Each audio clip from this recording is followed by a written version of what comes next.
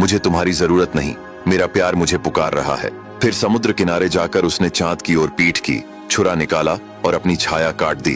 तभी उसकी आत्मा सामने खड़ी हो गई।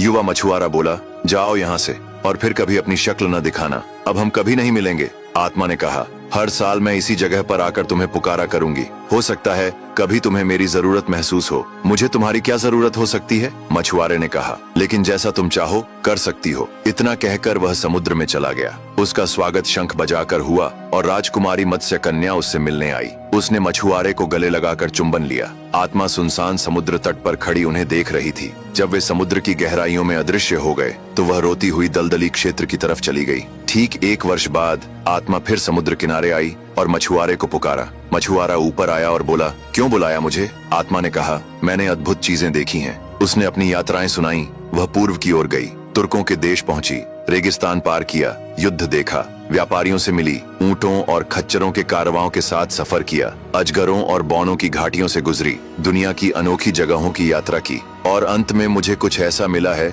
जो तुम्हारी किस्मत बदल देगा। मैंने एक शक्तिशाली अंगूठी खोजी है जिसे पहनते ही तुम 1000 जिन्हों के मालिक बन जाओगे। वह अंगूठी एक गुफा में है, यहाँ से सिर्फ 1 दिन की दूरी पर। जिसके पास वह अंगूठी होगी वह दुनिया के सभी राजाओं से भी अमीर और ताकतवर होगा। चलकर उसे ले लो, तब सारी दौलत और ताकत तुम्हारी होगी। लेकिन युवा मछुआरे ने हंसकर कहा, प्रेम सारी दौलत से बेहतर है और राजकुमारी मत्स्य कन्या मुझसे प्रेम करती है। आत्मा ने कहा, धन से बढ़कर और कुछ नहीं होता। मछुआरे ने कहा, मेरे लिए प्रेम सब कुछ है। वह फिर समुद्र की गहराई में चला गया और उसकी पुरुष रूपधारी आत्मा रोती हुई फिर यात्रा पर निकल गई। 3 साल बाद आत्मा फिर समुद्र के किनारे आई और मछुआरे को पुकारा। वह समुद्र से ऊपर आया और बोला, तुमने मुझे क्यों बुलाया? मछुआरे की आत्मा बोली, मैंने बहुत अद्भुत चीजें देखी हैं। एक नगर में नदी किनारे एक सराय है जहाँ नाविक शराब पीते हैं, गाते हैं और वहाँ एक नर्तकी आती है जो इतनी सुंदर है कि उसके नंगे पांव सफेद कबूतरों जैसे लगते हैं। मैंने जीवन में पहली बार इतना मनमोहक नृत्य देखा है। वह नगर यहाँ से बस 1 दिन की दूरी पर है।